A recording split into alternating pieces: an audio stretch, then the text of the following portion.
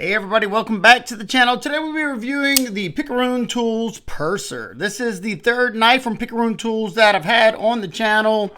The first one, when I first discovered them, was the Picaroon Tools Mutineer. I don't think this one's around anymore, but it's kind of like a smaller version of the Purser. Of course, there are some differences, but after that one, we reviewed the little EDC fixed blade.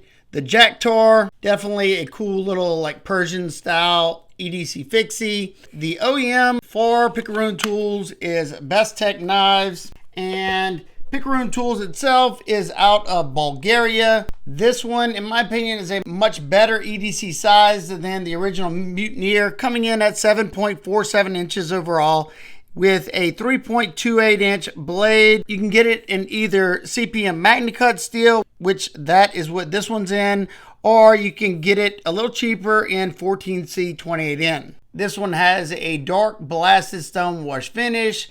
Not something I usually love seeing, but being it's in MagnaCut, I'm not going to have to worry about the corrosion aspect of it. You have a fuller on both sides of the blade, plus a blade hole for deployment. We'll talk about that later. And you have somewhat of a forward finger choil. I can get a finger up on that. If you have fat sausage fingers, you could do the trigger finger grip if you'd like. But if not, it's just going to be an oversized sharpening choil. The only reason I like to fill that up is just so I don't get hung up in that area. So you can have all the way till here before you're going to have to worry about the edge starting to flare out on you. So tons of sharpening life. You do have a small row of jimping that does grip the finger nicely. However, I don't sit back here too often. I'm either here or even further up. Got a nice little scoop right here on the spine that's nice and comfortable. I think it would have benefited by having some jimping right here, for when you're choked up right here, or even in this pinch grip. But not something that bothers me really all that much. And even though this is a straight edge, it's going to be a fairly versatile straight edge, because if you look at it like this, it's canting up a little bit. So you're going to be able to get a decent bit of that cutting edge on a flat cutting surface and a pinch grip. Now, when it comes to, say, my sisal rope testing, I'll still probably lift it up on a block because I'm having to put a lot of downward force. And even though, I can get that entire edge on a flat cutting surface, I'm really close to whatever I'm cutting on. So I think it'll just make it a little bit easier, and that's just what I'm going to do. Your blade stock thickness on this one's 0.125. You have a flat saber grind that comes down to around 15 thousandths behind the edge, so nice and thin. So this one should be a great slicer. Let's find out.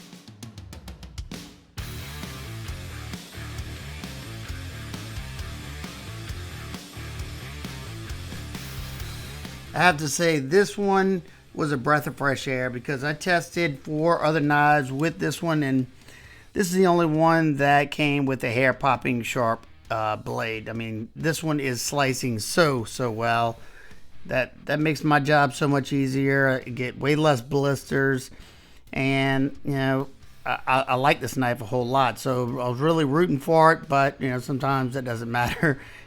So now we're going to move on to the ergo testing. These scales are nice and contoured. I thought it was rather comfortable. I choked up in the forward choil area. You may or may not be able to use that forward choil area because it's not a huge one. You could kind of maybe grab it in a trigger finger if you got fat sausage fingers. But all in all, I thought it was super comfortable. Nothing poking or prodding me. Once we moved to the 1/2 inch sisal rope, that's where I really had a big smile on my face, because that's when I can tell how much bite the knife has. And this one is doing by far the best of the ones I've tested today, hands down. It's got a good bit of bite to it, and it would be a lot easier, but the knives that I tested before this one gave me a pretty nice sized blister from putting so much pressure down into the sisal rope. So yeah, that's why I say, it makes me more than excited whenever the knives come not only sharp, but with a lot of bite to them. And they just Best Tech did a fantastic job sharpening this MagnaCut. It's holding up really well. The edge never felt like it was slowing down at all. Even at the end of the sisal rope, felt like I could have done double that. And that's really all I can ask for. I mean, Best Tech usually does a really good job anyway, so You know, I wasn't expecting anything less from Bestech. Now I did put it on the block just because of the straight edge, and sorry about my dog. He knew I was recording, so you know he had to bark. But all in all, this rope, fantastic. Now we're gonna move to the leather, and because of the scalpel-like tip on this one, I mean, gliding through it like it was butter. I did an extra one, or extra two, I think, just because of how easy it was, and pretty much everything, absolutely no problems with any of the materials. Now, I did notice on the tubing that the blasted finish did cause just a little bit of drag. It wasn't terrible or anything, but just something I felt I should note. But yeah, other than that, the dense corner cardboard blasted through it, blasted through the denim, you know, nothing at all gave it any trouble. What else can I ask for? I give this one an A++.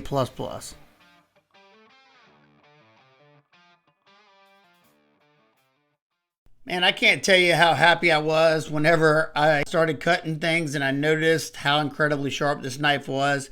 Like I said in the testing voiceover, that this one was by far the best I tested that day. I had 4 other knives before this one, and man, this one was a breath of fresh air. Now let's take a look at the deployment in action. So you have the flipper tab, you have the blade hole, and you have fullers that you can use for deployment. So the flipper tab, you do have jimping there. It's pretty comfortable. The light switch is nice and snappy.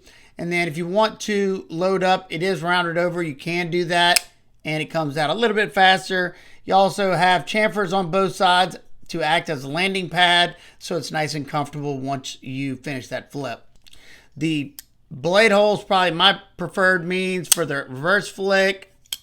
You can also use it for the thumb flick or the slow roll, or you can grab it down by the fuller just in case the detent is a little stronger.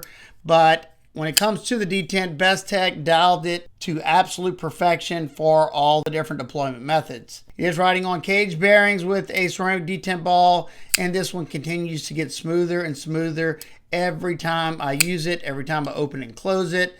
That detent ball is wearing its track nicely, and it's only going to get smoother and smoother. Now let's close it up and take a look at these scales. So I went with the natural canvas micarta. You can get other colors, and you can also get it in full tie. I think you may be able to get it in G10. Don't quote me on that, but I know you can get it micarta and full tie. So you have a nice contouring on those scales. It was extremely comfortable during my testing. You got a very neutral handle, and it kind of slopes down, so it's going to conform to the palm very, very well. You do have a 2 lines right there for just some added flair there, kind of giving it somewhat of a full bolster look. Probably much more noticeable on the tie variant, you know, and that's not that big of a deal to me. Your pivot's pretty much flush with the show side, and all your hardware, you got some nice, crisp Torx T8, even that clip screw. Fantastic job. You got a large lanyard hole for all the lanyard people out there. Mill tie pocket clip,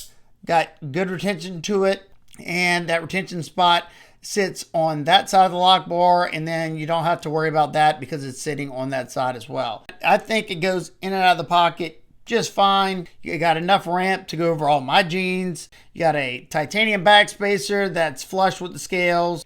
Your blade centering is absolute perfection. And then you're reducing weight by going with the micarta. I'm sure the tie's still nice and lightweight, but on the tie side, lock side, you have skeletonization, so they're able to bring down the weight even more. And when it comes to balancing out a knife, Bestech is one of the best. So just as I expected, this is the first time I even checked it. Absolute perfection. That's one thing that Bestech always nails. I think I've only had 1 or 2 OEM knives from Bestech that weren't completely balanced. They do such a good job there. You know, so they might take off a little bit extra material, or you know, that's why they probably didn't take off any material underneath the micarta. This one comes in at 3.6 ounces, and to me, that's excellent. Your lockup on this one is sitting in around, I'd say 50% or so. Access to the lock bar, even though it's flush with the show scale, they have a chamfer right here and a chamfer right here. I have no issues whatsoever getting my thumb in there. I can use this portion. Nice, no problem. The lockup on this thing is rock solid. No movement up or down, left or right. Exactly what I'm looking for. Now time for some quick size comparisons. It's in the middle of the Ontario Wrap 1 and 2. Also in the middle of the Spyderco PM2 and Para 3.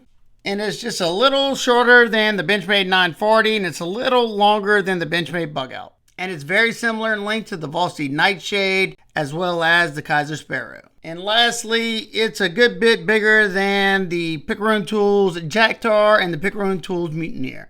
Now, being that absolutely no knife's perfect, what are my nitpicks and complaints? Well, I gotta say, I went over this with a fine-tooth comb, and as far as the design, the fit and finish, the action, the performance, this one is top-notch. Now, it isn't lefty friendly. That's the first thing. Doesn't affect me, but of course it affects all my lefties out there, and you're secluding a part of the market. And the last thing is going to have to be the price. Now, I get it. Picaroon's from Bulgaria, so he's paying, I'm sure, taxes to get it to him. Then he's got to ship it to us. So I know it's going to cost more.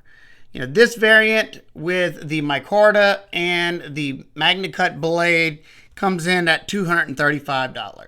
Now, if you get the all-tie version with the MagnaCut, it's going to jump up to $320. So, personally, if they wouldn't have sent this one to me, I would have probably went with this one anyway.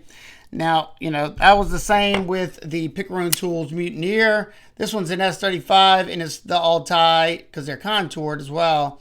And this one was not cheap. So I bought this one and it did, that didn't bug me. If I really, really like something, and I think it's going to be a good knife, especially knowing that Best Tech was the OEM, I'm okay with spending that kind of money. Do I think you'll be disappointed? Absolutely not. If you want something that not everybody has, this is a perfect option. These are numbered. This one's number 96 out of 200. I'm sure it's like 200 of each scale material. If you look up the Picaroon Tools Mutineer on YouTube, there's a handful of reviews there. I think Lefty was the first one that I had seen. Then I went after Lefty, and I forget who the next person was, but there wasn't a whole lot. Same with the Jacktar. There was probably more the Jacktar than the Mutineer, and I haven't looked for the Purser yet. But of the three designs, this one is by far my favorite. I think it's because it's a bigger knife. This one is ground a little bit thinner than my Mutineer, and it performed a little bit better than my Mutineer. So all in all, I think it's a fantastic knife. It's not too often whenever I show Jared from these knives a knife that he doesn't have it or hasn't reviewed it. I showed this one to him at Blade Show and he had no idea what it was. So that's showing you that not a lot of people know about this knife. And if I were you, I would definitely go check out his Etsy page. All the necessary links to this will be down below in the description. He has some cool stuff, and it was awesome to finally be able to get to work with him. And I would love to hear y'all thoughts on the Purser. Do you think it's too expensive? Are you okay with that price? And if so, which one would you choose? I think it's a good looking knife, and I always like whenever you have these straight edges that are still versatile. It's because of the cant up in the scale and the way that goes up, you can get the entire edge before you contact this flipper tab. That's pretty impressive. So yeah, that's going to wrap up today's video. Like I said, all necessary links down below in the description. I hope every single one of y'all having a wonderful day today. And remember, keep these blades sharp. Smile more. Peace, matey.